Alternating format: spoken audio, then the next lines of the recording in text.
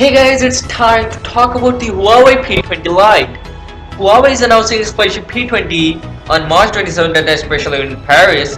While the P20 and P20 Plus/Pro are expected to come with 3 rear cameras, the entry-level model in the line. The P20 Lite will stick with 2.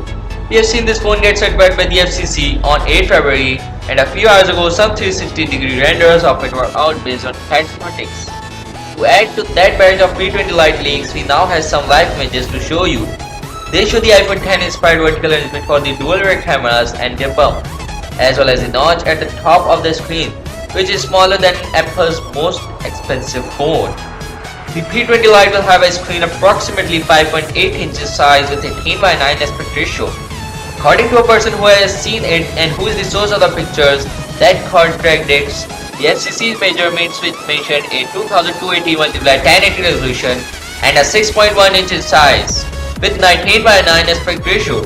It may just be that the aforementioned person assumed he or she was looking at an 18:9 screen, since those are very popular with Chinese smartphone makers. To complicate things even further, those 3D renders from earlier talked about a 5.7-inch display. Moving on, its dimension will be approximately 148x1021x7.2mm. Its construction should be of the metal and glass sandwich variety, with a pale pink-like color, diptych here, and a black version expected too. There is a USB Type-C port on the bottom where a 3.5mm headset jack also lives.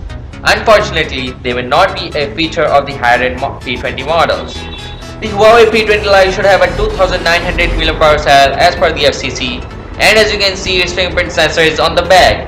It's likely to run Android Oreo from day one underneath Huawei's EMUI 8.0, and the helm will either see the flagship Kirin 970 or an updated version of the Kirin 659.